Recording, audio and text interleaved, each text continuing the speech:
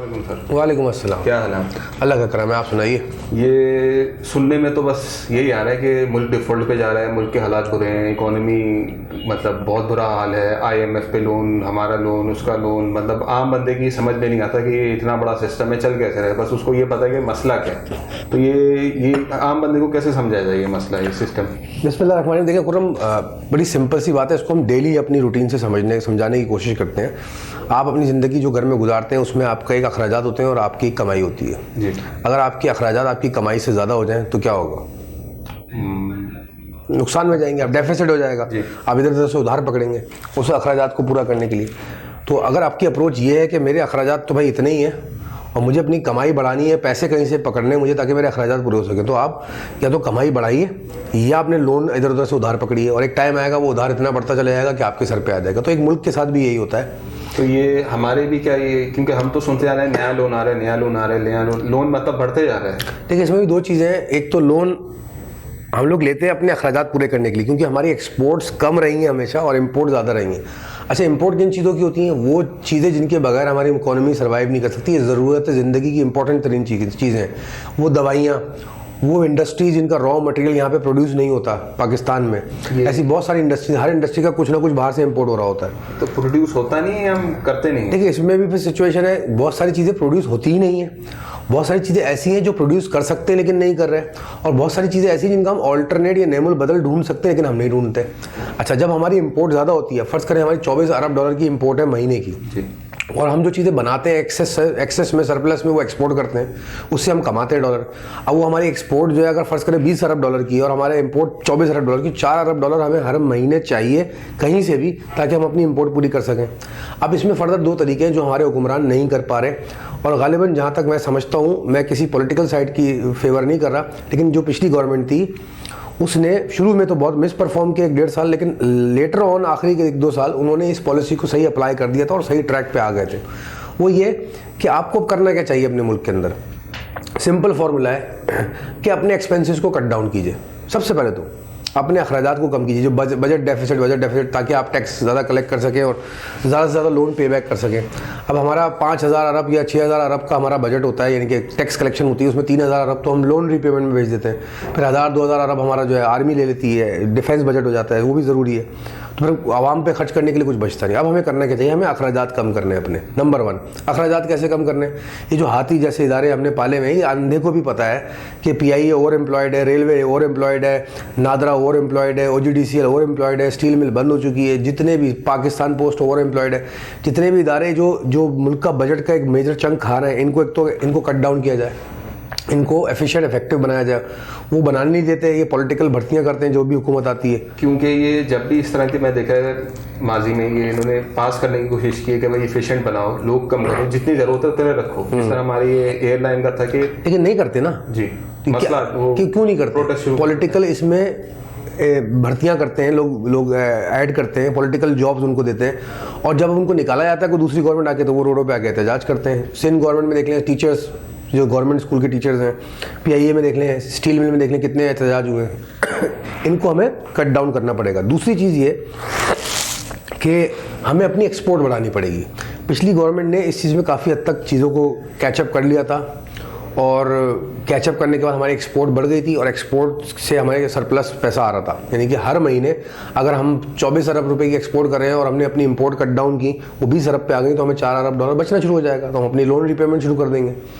तो ये भी होना शुरू हो गया था, लेकिन फिर वही नई गवर्नमेंट ने आके जो पॉलिटिकल टर्मोइल आया, और दूसरी प्रॉब्लम ये कि हर गवर्नमेंट आके बोलती पिछली गवर्नमेंट करके गई है। जब पहली दफ़ा पाकिस्तान ने IMF से लोन लिया था 5 अरब डॉलर, 6 अरब डॉलर, 1 अरब जो भी लिया था, अगली गवर्नमेंट आई, उसने बोला कि जी पिछला लोन जो है वो हमें पे करना है और हमारे पास पैसे नहीं है तो हम नया लोन लेंगे। फिर अगली गवर्नमेंट आई, उसने कहा पिछले लोन जो जमा हो गए उनको रीपेमेंट करनी है, हमारी इकोनॉमी कोलैप्स, हम अगला लोन लेंगे। ये करते करते हम 135 अरब डॉलर पे पहुंच गए। कब तक चलते रहता है कि मतलब आप लोन पे लोन लिए जा रहे हैं? जब तक जाहिल हुक्मरान इस मुल्क में चलते रहेंगे, जब तक ये सब चलता रहेगा। अगला बंदा भी बोला ये भी लोन ले लो, ये भी लोन ले लो, ये वो तो ट्रैप करते हैं ना। देखें, बनिया या मनी लेंडर जो होते हैं उनका काम क्या होता है, उनकी साइकोलॉजी क्या होती है या उनका मोडस ऑफ ऑपरेंडी, उनका काम करने का तरीका वो यही होता है, पैसे दे के पैसा कमाओ, और आप अगर पैसा वापस ना कर सको तो आपके पास जो भी एसेट्स हैं वो टेक ओवर कर लो।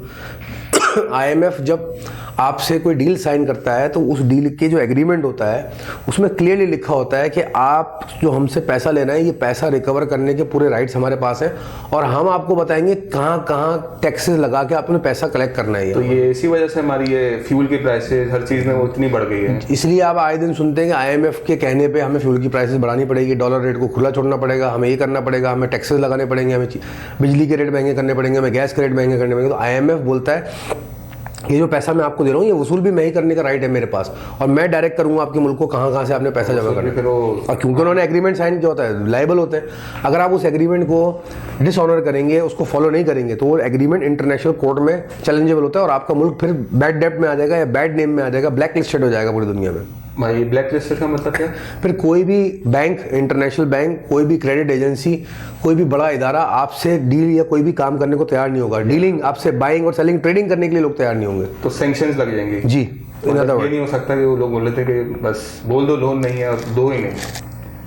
अब जिनको तमीज़ नहीं है वो उनकी अप्रोच है कि भाई मना कर दो जी, पैसे नहीं है। ऐसा तो नहीं होता। आपने एग्रीमेंट साइन किया, you have to honour that. सवाल ये उठना चाहिए कि आपने किया क्यों एग्रीमेंट साइन, यहाँ तक पहुंचे क्यों, 135 अरब डॉलर तक क्यों पहुंचे। हर पिछली गवर्नमेंट को सही करने के लिए अगली गवर्नमेंट कहती है पिछले ने गलत किया था।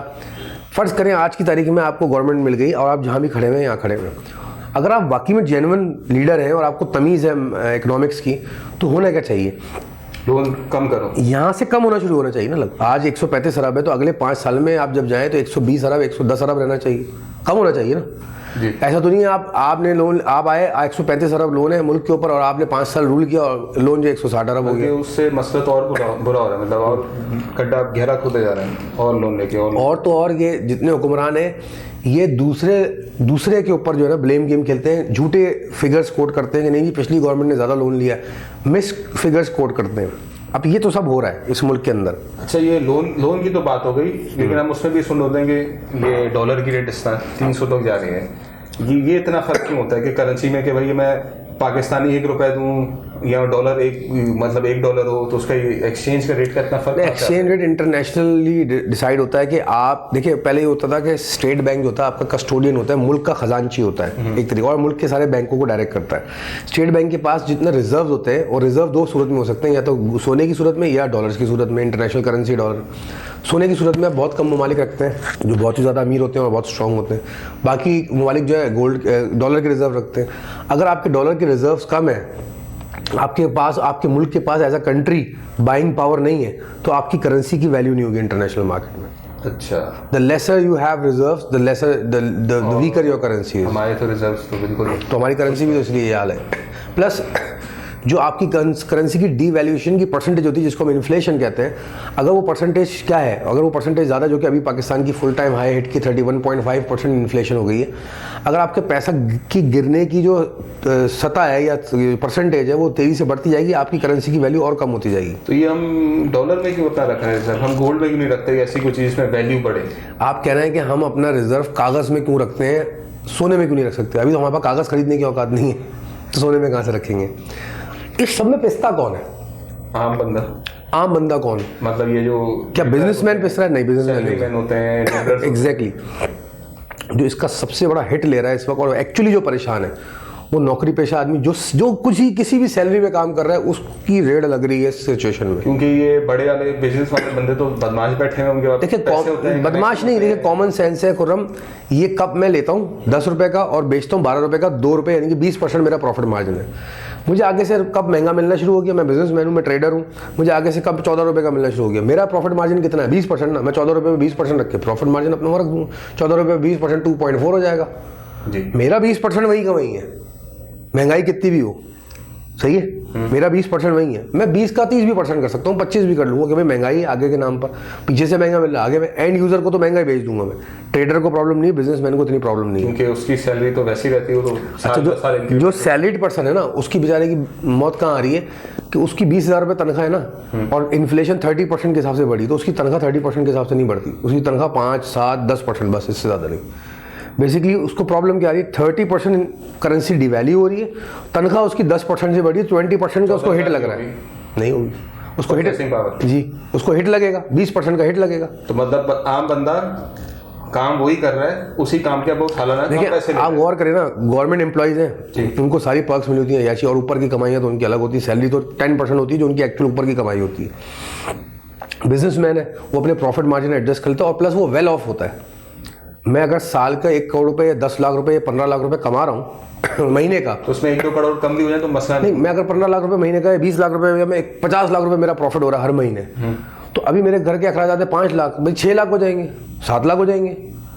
लेकिन जिसकी तनख्वाह 50,000 है और उसको अब जैसी महंगाई की वजह से वो जो चीज़ें खरीदता था 50,000 में, अब वो 70,000 में मिल रही है, how would he cope it up? तो अच्छा, ये महंगाई हो भी जाए लेकिन हमें इसमें मेरे ख्याल से ज़्यादा मसला ये है कि बेसिक ज़रूरियात पूरी नहीं हो पाती ना। वही नहीं हो रही। अच्छा, एक और चीज़ आपने नोट की कि लग्जरी को तो छोड़ें आप, लग्जरी तो दूर की बात है, क्या सारे बच्चों को एजुकेशन मिल रही है फ्री इस मुल्क में? सही, अच्छी क्वालिटी एजुकेशन, खाना, बेसिक फूड मिल रहा है उनको, न्यूट्रिशन मिल रही है, मेल न्यूट्रिशन है बच्चे, स्टंटेड ग्रोथ है सबकी। अच्छा, उनको क्या मेडिकल फैसिलिटी मिल रही? नहीं मिल रही। क्या फूड मिल रहा है? नहीं मिल रहा। क्या उनको हेल्थ फैसिलिटीज मिल रही? नहीं। क्या उनको रोटी, कपड़ा, मकान, पानी, बिजली बेसिक मिल रहा है? पानी भी साफ नहीं आ रहा घर के अंदर, पीने का पानी, गैस भी नहीं है, बिजली, लाइट नहीं होती, घर में परेशान है। क्या उनको रेजिडेंशियल चीज़ें मिल रही? कपड़े साफ पहने होते हैं? लुंडा के 50-50 रुपए की, 100 रुपए की शर्ट पर खरीद के हमारी आवाम कराची की और मुल्क भर की पहन रही है। कर रही होती। तो क्या ये हुक्मरान क्या करते रहे? Who is responsible? All these politicians are responsible, सभी रिस्पॉन्सिबल है। लेकिन अच्छा, अब प्रॉब्लम क्या है कि ये जाता है एस्टेब्लिशमेंट के पास। Establishment is design, it's hard core security इदारा, नेशनल सिक्योरिटी को सेफगार्ड करने वाला। वो इकोनॉमिस्ट नहीं है। जब वो देखते हैं कि इकोनॉमी तबाह हो रही है, उनको जब रेड बेल्स, तो वो आके फिर कू कर देते हैं। फिर वो एक्सपर्ट बुलाते हैं, एरिस्टोक्रेट बुलाते हैं, उनसे सही करवाते हैं, फिर डेमोक्रेसी को देते हैं। फिर ये पॉलिटिशियन आके बकबक करते हैं कि जी एस्टैब्लिशमेंट ने ज्यादती कर दी। इसमें कसूर एस्टैब्लिशमेंट की, वो डिज़ाइन ही नहीं है, वो केपेबल ही नहीं है। अच्छा, अब एस्टैब्लिशमेंट को समझ में भी आ रहा है, तो वो जिन लोगों को हायर करते हैं वो भी इतने सेंसिबल नहीं होते। कहते हैं जितना बड़ी प्रॉब्लम हो ना, कानून क्या है, अगर आपको कोई मसला हल करना है, go to the basics. Basics क्या है? बेसिक्स ये है, cut down your import, increase your export, cut down your expenses, control your economy, leakages बंद करो। हमारी स्ट्रेंथ एग्रीकल्चर है, उसको एक्सप्लॉइट करो और लीकेजेस खत्म करो, जॉब क्रिएशन क्रिएट करो, जॉब क्रिएशन लाओ, ज़्यादा से ज़्यादा नौकरी। ऑथेंटिक वैसे नाम पे भी जो अनडॉक्यूमेंटेड इकोनॉमी है, फ्री फ्लोटिंग इकोनॉमी है, हमारी जो कैश की इकोनॉमी है या जो ब्लैक मनी का पैसा है, चैनल करो उसको राइट डायरेक्शन में। मैं कह रहा हूँ खुले में चैनल करो, नहीं डॉक्यूमेंट करो आप उसको, लेकिन put it in the at the right track. Plus main चीज़ जो आपकी मैकेनिज्म है ना, गवर्नमेंट मैकेनिज्म जो इस सारे सिस्टम को संभालती है, वो करप्ट टू द कोर है। वो टर्माइट्स लगे हुए हैं उसमें, दीमक लगी हुई है। उस दीमक को आपको काट के तोड़ के फेंकना होगा। लेकिन ये हम वैसे तो बड़ा होता है कि गवर्नमेंट करप्ट है और ऊपर वाले लोग करप्ट है, लेकिन मैं देखा ये आम लोगों में भी करप्शन चल रही होती है इस तरह। तो जब आम इंसान देखते हैं, यार मैं जब जा रहा हूँ इदारे में गाड़ी रजिस्टर कराने, तो यहाँ तो रिश्वत ही चली जा रही है तो कहता है मैं भी जुगाड़ लगा के पैसा बचा लूँ अपना। So it comes from top to bottom. लेकिन कभी चेंज का भी चांस आता है ना, तो लोग बोल देंगे नहीं मतलब कुछ फर्क नहीं पड़ेगा, या अपने वो क्या कहते हैं जो अपने उनको फेवर करते हैं लोगों को, वो उनको ही आगे बढ़ाते हैं, मेरिट पे नहीं आते। देखिए ये एक साइकिल बना हुआ है, एक करप्ट है, नीचे वाले लोग वो भी करप्ट होके आ रहे हैं। तो अब जो नीचे से निकल रहे हैं ऊपर जाने के लिए, वो भी करप्शन से निकल के जा रहे हैं। यानी कि जो आके हुक्मरान बन रहे हैं या जो पॉलिटिशियन बन रहे हैं, जो ब्यूरोक्रेट्स बन रहे हैं, वो भी तो इन्हीं फैमिली से निकल के जा रहे हैं। मतलब रोड पे आप रॉन्ग साइड जा रहे हो, अब देखो यार अगला बंदा बोल रहा है आपको रॉन्ग साइड कैसा गलत आ रहा है, और थोड़ी देर बाद वो दूसरे रोड के ऊपर जाके खुद रॉन्ग साइड जा रहा होगा, उसको वो नज़र नहीं आ रहा होगा। तो ये साइकिल कैसे टूट सकता है? देखिए 2 तरीके से टूटती है साइकिल किसी भी नेशन के अंदर। नंबर 1, कोई ऐसा लीडर आए जो आपको अवेयरनेस दे, आपकी ज़मीर को जगाए, आपको रियलाइज़ कराए कि यार we are doing it wrong, और हमें व्हेन वी रियलाइज इट और हम इसको बेहतर करें और तोड़ के उसकी चेन को ब्रेक करें। दूसरा तरीका ये होता है कि कोई लीडर रियलाइज़ न करे, नेचर आपको रियलाइज़ करे। नेचर का रियलाइज़ करने का कानून क्या है, या रूहानी कानून क्या है, कि जब कौमें पस्तियों में जाती हैं, तबाही अपनी मचाती हैं, तो वो गिरती हैं, मुंह के बल गिरती हैं। अजाब नहीं कहेंगे इसको, मतलब एक तो नेचुरल डिजास्टर नहीं, मैं नेचुरल अजाब की बात नहीं कर रहा, वो उसके अलग कवानीन है अल्लाह के। मैं बात कर रहा हूँ जब कौमें पस्तियों में जाती हैं, अपने करैक्टर खराब करती हैं, तो रिजल्ट क्या होता है? आप रोज़ गलत ड्रग्स लेंगे खतरनाक किस्म की, सेहत आपकी खराब होगी ना जी, तो एंड रिजल्ट क्या होगा? एक दिन आप बीमार पड़ जाएंगे। तो कौमें जब गलत डायरेक्शन में जाती हैं, करेक्टर नहीं उनके होते, तो एक दिन क्या आता है, वो कौमें तबाह हो जाती हैं, गिर जाती हैं अपनी मेल प्रैक्टिस, ये डिफॉल्ट कर गया पाकिस्तान, या ये हो गया वो हो गया, इस तरह का कुछ चीज़ हो जाएगी। मतलब एक पॉइंट आता है कि आप ब्रेकिंग पॉइंट आता है या तबाही की तरफ। अच्छा, जब वो कौम तबाह होती है तो गिरती है वो, तो कोई भी इंसान गिरता है तो वो सीखता है कि यार मैंने क्या गलती की, मैंने कहाँ गलत पाँव रखा तो मैं गिरा, या तो उस गलती को सीख के आइंदा वहाँ पाँव नहीं रखे और उठ के खड़ा हो और आगे बढ़े, संभल के चले। या तो कौमें गिर के उठती हैं और संभल के चलती हैं, या फिर गिर के टुकड़े हो जाती हैं। सही, ये आउटकम है। अब पाकिस्तान का भी पॉसिबल यही 2 आउटकम है। हम बिल्कुल कहले खड्डे के दहाने पे खड़े हुए हैं। ठीक है, ये अब हमने कॉन्सेप्ट्स वगैरह की तो बात कर ली कि मतलब कोई देखेगा हाँ मुझे समझ में तो आ गई। अब वो लेकिन आजकल मतलब मसला इतना चल रहा है, लोग बोलेंगे ठीक है बुक्स वाली किताब एकेडमिक बातें कर ली, मैं सर्वाइव कैसे करूँ, बोलेंगे प्रैक्टिकल बात बताओगे आज मैं पेट पे खाना कैसे मैनेज है। देखें अब इसमें भी 2 तरीके हैं। ज़्यादातर लोग क्या जवाब ढूंढेंगे क्योंकि देखें जी महंगाई है, क्योंकि देखें जी ज्यादती हो गई हमारे साथ, क्योंकि जी मेरे बच्चे को बाद खाने के लिए, इसलिए मैं छीना झपटी करूं, मैं 2 नंबरी करूं, मैं गलत तरीके से कमाऊं। ये मॉरली करेक्ट नहीं है। एक रास्ता तो ये है कि आप मॉरली गलत हो जाए, कोई भी तरीका अपनाएं, फिर छीना झपटी करें, झूठ बोलें, धोखा दें, हराम खाएं, सूद खाएं, जो भी करना है आपके ऑप्शन है आपके ऊपर। एक तरीका ये है कि आप थोड़ा सा सेंसिबल बिहेव करें, आप मॉरली करेक्ट रहें, लेकिन हालात और मामलात को समझते हुए आप रिस्क के हलाल कमा सकते हैं। उसमें आपको थोड़ी सी एफर्ट और मेहनत ज़्यादा लगेगी। मैंने ऐसे लोग भी देखे हैं जो दिन में 2-2 जॉब्स कर रहे हैं, दोपहर में अलग, शाम में अलग, मेहनत कर रहे हैं, 8-8 घंटे शिफ्ट चला रहे हैं, बाइकें चला रहे हैं, करीम चला रहे हैं, गाड़ियाँ चला रहे हैं, दुकान पे तो मजदूरी कर रहे हैं, मजदूर है तो दिहाड़ी कर रहे हैं। मैं एक ऐसी फैमिली को जानता हूँ, बाप उसका चौकीदारी कर रहा है, माँ उसकी घर में बर्तन धो रही है, बच्ची उसकी एक जगह काम कर रही है, बच्चा छोटा बेटा उसका 12 साल का वो अलग काम कर रहा है। 4 फैमिली मेम्बर मिलकर जो है ना 30-40-50 हज़ार रुपये महीने का कमा के कंट्रीब्यूट कर रहे हैं जी। इसी मुल्क का भी ये हाल, लेकिन ऑनेस्ट लोग हैं कि मतलब सब कंट्रीब्यूट करें आके। हाँ, एक ऐसे भी लोग हैं, लेकिन ऐसे बहुत कम लोग देखे गए। लेकिन वल्लाह आलम, दिलों का हाल अल्लाह जानता है। तो आम इंसान सिर्फ यही कर सकता है और ब्रेस करे। और वो लोग जो ऐसे सिचुएशन का फ़ायदा उठाते, कहते हैं जी अपॉर्चुनिस्ट है, हम बड़े स्मार्ट बिजनेसमैन है कि डॉलर ऊपर जा रहा है, हमने खरीद के रख लिया और अब डॉलर महंगा ही महंगा। वो मुल्क को भी तबाह कर रहे हैं, अपने कैरेक्टर को भी तबाह कर रहे हैं और एथिकली भी रॉन्ग है। तो अपने लेवल पे आपने फर्ज करें कोई किसी ने मेहनत करके स्टेबल हो गया ज़रा, अब उसको होता है कि मैं दूसरों के लिए क्या करूँ। देखें ये भी तमीज़ की बात है कि जितना आप स्टेबल हो उसका कम से कम 10-20% आपके पास जो इनकम आ रही है अगर स्पेयर है तो वो दूसरों की हेल्प करने में खर्च कर दो। और हेल्प भी ऐसी नहीं कि आप महीने के पैसे बांध दो, उनको खिलाए जा रहे हो, वो और काहिल होते जा रहे हैं, खाए जा रहे हैं। ये गलत तरीका है। हमारे यहाँ पे बड़े ये खाने के दस्तरखान खुल गए हैं और बढ़िया बढ़िया NGOs खुल गई हैं। गरीब आदमी के बखाओ चीख रहे होते हैं सोशल मीडिया पे कि जी हम तो गरीब को खिला रहे हैं, वो आप गरीब को और ख़राब कर रहे हैं। आप NGOs बनाइए, इख्लाफ नहीं, मदद कीजिए, लेकिन मदद करने का जो सुन्नत का तरीका और अखलाकी तरीका और सेंसिबल तरीका वो ये है कि उसको सस्टेनेबल बनाएं। किसी को मछली पकड़ के मत दें, मछली पकड़ना सिखाएं। लेकिन जितनी देर में मछली पकड़ाना सिखा रहे हैं उस दिन अगर थोड़ी उसके बीच में सपोर्ट अगर मिल जाए तो उस सेंस में अगर जायज़ है, उस हद तक जायज़ है। लेकिन कुछ NGOs हैं, सिर्फ खिलाए नहीं, कुछ NGOs हैं जो कर रही हैं, स्किल ट्रेड डेवलपमेंट कर रही हैं, लोगों को स्किल सिखा के बाहर भेज रही हैं जॉब्स के ऊपर, यहाँ पे कारोबार करके देख रही। छोटे से छोटा कारोबार आपको करना है, कर सकते हैं, खवातीन को हेल्प आउट कर रही है। मैं काफ़ी सारी NGOs में वैसे आता जाता रहता हूँ तो वो है मुझे अंदाज़ा। तो हेल्प करें, पूरे तरीके से करें, प्रॉपर उसको काबिल बनाइए, इंडिपेंडेंट हो, अपने 2 पैरों पे खड़ा। और सबसे ज़्यादा फोकस NGOs का होना चाहिए, कुछ ना करें, आप तालीम दे दें इस कौम को, जहालत की बीमारी से हटा दें, अवेयरनेस की रोशनी दे दें, खुद सारे मसले हल कर देगी कौम। ये आने वाली नस्लें खुद कर देंगी। एजुकेशन बहुत बड़ी फोकस होता है, बुनियाद है। अगर आप झाइलों को फीड करते रहेंगे, झाइलों को सुधारते रहेंगे, डंडे से कभी नहीं सुधरेगी। कहते हैं लोग अक्सर कहते हैं, सुना आपने, इस कौम को डंडा ही सुधार सकता है, डंडे की कौम है। डंडा नहीं, इस कौम को इल्म सुधार सकता है, काफ़ी सारा शऊर सुधार सकता है। डंडा ही चल रहा है, फर्क नहीं आ रहा, बुरा होता जा रहा है। जब तक इल्म नहीं आएगा वो डंडा ही, उसकी इल्म जब नहीं होता तो कंट्रोल करने के लिए वो डंडा रिप्लेसमेंट है उसकी। लेकिन आप डंडे को रिप्लेस करना चाहते हैं तो एक ही चीज़ रिप्लेस कर सकती है, शऊर, इल्म, नॉलेज, अवेयरनेस। इस कौम को वो दें, तभी ये कौम आगे बढ़ेगी। तो ये पॉइंट तो मेरे ख्याल से टाइम लगेगा लोगों को समझने में। ये लॉन्ग टाइम टेकिंग प्रोसेस है, 10-20 कम से कम। यही बोलेंगे लोग कि भाई हमें खाना नहीं मिल रहा, ये शऊर की बातें कर रहे हैं। देखिए खुर्रम, बड़ा सिंपल है, ये पॉलिटिशियंस को टफ बना रहे हैं। और अभी जो सिचुएशन मुल्क में नजर आ रही है कि हर बंदा आके बोलता है बड़ी सिचुएशन खराब है, दूसरा आके बोलता है हाँ जी बहुत ज़्यादा खराब है, तीसरा आके बोलता है भाई मैं बता रहा हूँ उससे ज़्यादा खराब है। जैसे हम डिस्कस कर रहे हैं कि बहुत खराब, अच्छा भी खराब है, सोल्यूशन किधर है? Who is the one who is going to give the solution? कोई आगे ये नहीं बोलता भाई बहुत खराब है, ये तरीका इसको हल करें, लेट्स सिट टुगेदर, सर जोड़ते हैं, सोल्यूशन की तरफ जाते हैं। एस्टेब्लिशमेंट बोलती है भाई आप लोगों का काम है, आप क्या कर रहे हैं? हुकूमत बोलती है हम तो करना चाह रहे हैं, ये करने नहीं दे रहे। जो करने नहीं, जिन सो कॉल्ड करने नहीं दे रहे अपोजिशन, वो बोलती है कि इनको करना ही नहीं आता।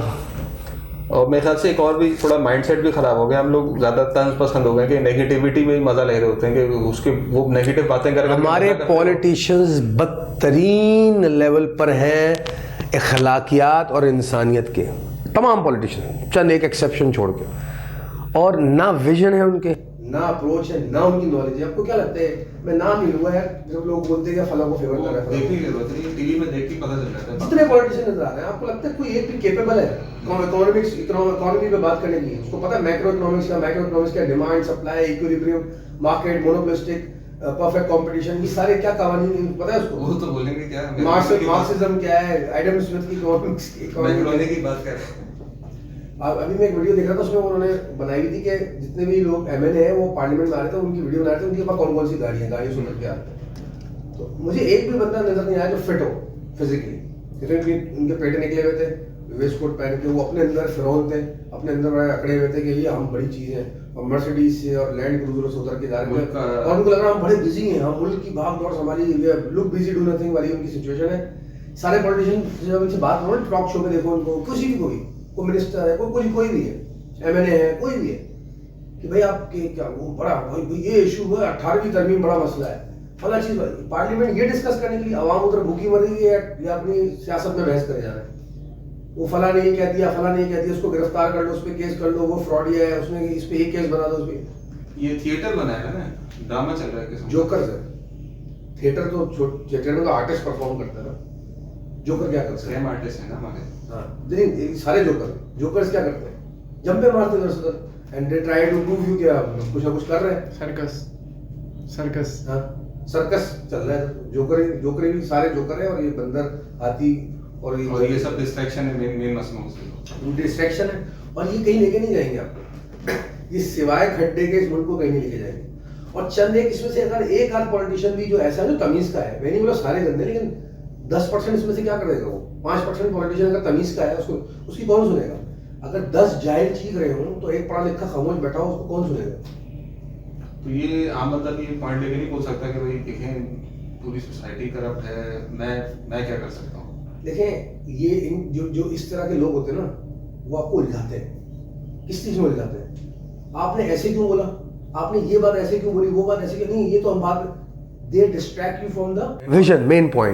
मेन पॉइंट क्या है इस वक्त? मुल्क का मेन पॉइंट क्या है? आवाम को बेसिक्स मिले, मुल्क की इकोनॉमी सस्टेन करे और हम आगे बढ़े, यही है ना बेसिक पॉइंट। अंधे को भी पता है क्यों नहीं हो रहा ये, और उसमें करने में क्या बड़ी प्रॉब्लम है। मैंने सिंपल फॉर्मूला बताया ना, ये जितनी इकोनॉमिक्स टर्म यूज करके डिटेलिंग, वो सब मैंने भी पढ़ रखी है, सब इनसे ज़्यादा जानता हूँ मैं। लेकिन इज इट वर्किंग आउट? मैंने अभी क्या बोला था कि when you are in trouble and you don't have anything, go back to basics क्या है? खर्चे कम, आमदन ज़्यादा, अखराजात कम। अखराजात को कट डाउन करें, अपने आमदनी बढ़ाएं, इंपोर्ट को कट डाउन करें, मतलब फार्मर्स को सपोर्ट करें, हमारी इंडस्ट्री को सपोर्ट करें, जो आउटपुट हमारा बढ़े। और ये जितने सारे बैठे ना गवर्नमेंट इदारों के अंदर, ये ब्रोडो पे आके खड़े, उठा के बाहर फेंके इन सबको। अच्छा, एक और एंगल से समझता हूँ, पॉलिटिकल भर्ती क्या होती है। मैं पॉलिटिशियन बना, मैं इक़्तिदार में आया, मैं एक्स पार्टी हूँ। मैंने आके सारे गवर्नमेंट इदारों में, रेलवे में, ऑयल में, नेशनल रिफाइनरी में, PIA में, स्टील मिल में, सब जितने भी 40-50 इदारे बड़े बड़े गवर्नमेंट के, उसमें मैंने सब 2-2, 4-4, 8-8, 10-10 हज़ार बंदे अपने भर्ती कर लिए। इनके इन टोटल मैंने लाख बंदा अपना घुसेड़ दिया, जो मेरा पॉलिटिकल सपोर्टर है, और वो है भी मेरी तरह 2 नंबर भाई, मेरी अप्रोच का आदमी ना, तभी मुझे सपोर्ट करता है।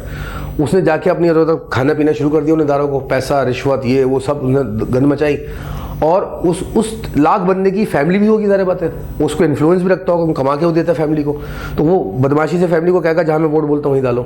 तो एक मैंने लाख बंदा भर्ती किया, मेरे 5 लाख फैमिली मेंबर जो है मेरे सपोर्टर हो गए। उन 5 लाख लोगों से कितने लोग अटैच थे, पूरा नेटवर्क इन्होंने एक माफिया बना दिया। अब मैं गवर्नमेंट छोड़ के चला गया, मेरी 5 साल गवर्नमेंट हुई, अगले पार्टी की गवर्नमेंट आ गई, लेकिन वो लाख बंदा तो मेरा उन हज़ारों में बैठा हुआ है ना। अगली गवर्नमेंट ने आके क्या किया, उनको निकालने की कोशिश की गवर्नमेंट।